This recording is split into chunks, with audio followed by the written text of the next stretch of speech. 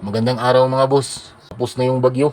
So ito, i-share ko sa inyo kasi may mga comment, may nag-PM din sa akin na hindi ko raw sinabi yung benefits sa pirmula ng pagkuha sa rocker arm ratio. So ito mga boss, unang-una, sa video ko hindi ko sinabi na sasabihin ko rin sa inyo kung ano yung magiging benefits kapag nalaman nyo na ang pirmula ng rocker arm ratio. Sinabi ko lang doon na kung paano natin makukuha yung rocker arm ratio ng bawat motor or rocker arm na ginagamit mo. Ito mga boss, for example, nalaman nyo na yung rocker arm ratio mo. Papasok doon yung camshaft lift kasi partner yan sila. So kung alam mo na yung camshaft lift mo, kasi madali lang naman natin itong camshaft lift ng na ginagamit natin. So ito, for example, 6.0. Yung rocker arm ratio mo is 1.3 kasi nasukat mo na. Tapos, yung valve lift mo is magiging 7.8 mm yan. So paano ko nasabi? Kasi imo-multiply mo ito, mga boss. Imo-multiply mo yan. So 1.3 times 6.0. Ayan, 7.8 mm. So ibig sabihin, kapag kaalam mo na kung paano kumuha or paano malaman yung rocker arm ratio ng motor mo, tapos yung camshaft lift, malalaman mo na yung valve lift mo kung gaano kataas yung buka ng barbula mo. So yung valve lift pala mga boss, linawin ko yung valve lift is kung gaano kataas yung buka ng barbula mo. So ayan, kasi naapektuhan, hindi ibig sabihin na yung 6.0 mm na camshaft lift mo is ganyan din yung magiging buka ng barbula mo. So kaya may tinatawag tayo na valve lift.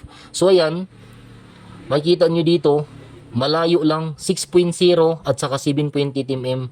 So nagiging ganyan yan kasi nga i-multiply natin, naapektuhan itong camshaft lift natin nang dahil sa rocker arm ratio natin.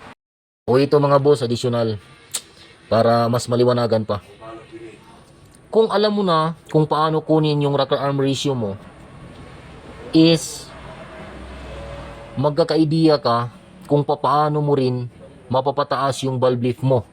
Halimbawa, kung yung camshaft lift mo is talagang nasa 6.0 mm lang, tapos hindi ka marunong magre-grind, pero alam mo na kung paano kunin yung rocker arm ratio at may idea ka na yung isang rocker arm ratio is mas mataas pa sa gamit mo at pwede siyang isalpak doon sa makina na yun or sa head na yun.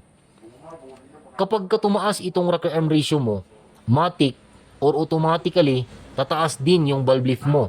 Kapag tumaas yung valve lift mo, mas maraming hangin ang makakapasok sa combustion chamber mo. Kapag maraming hangin ang papasok doon sa combustion chamber mo, it equals more power.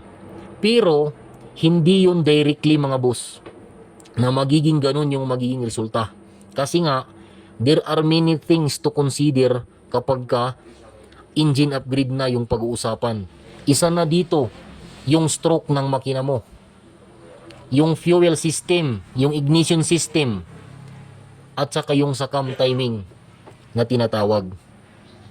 Pero possible na kapag mataas yung valve lift mo at kaya mong isalpak or kaya mong i-install sa makina mo, possible talaga na lalakas yung makina mo.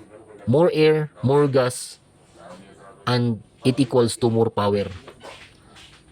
Yan yung magiging isa sa mga benefits mga boss. Kung gusto nyo na hindi na rin magpataas pa or hindi nyo alam kung paano pataasin yung rocker arm ratio, pwede kayong magtaas ng camshaft lift.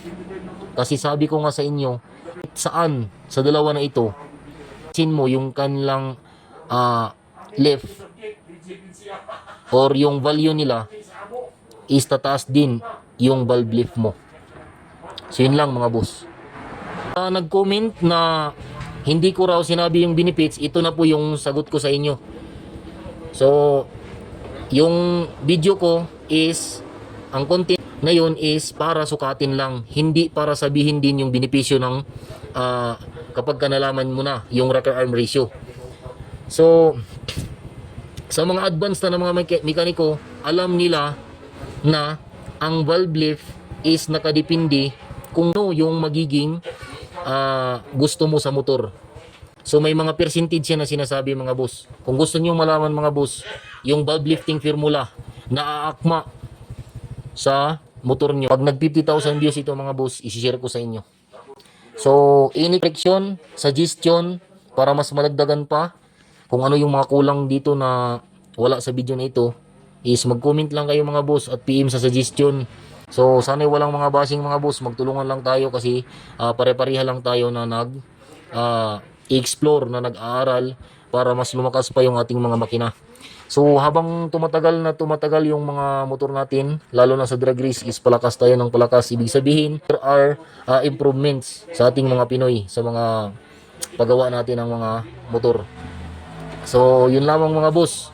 May valve lifting formula yan, may percentage na kinukuha. Kaya, yung mga mekaniko na marunong na talaga is alam nila kung ano dapat yung camshaft lift mo na ilalagay para sa motor mo. Nakadepende kung ano yung magiging load na gusto mo, ano yung goal mo, yun.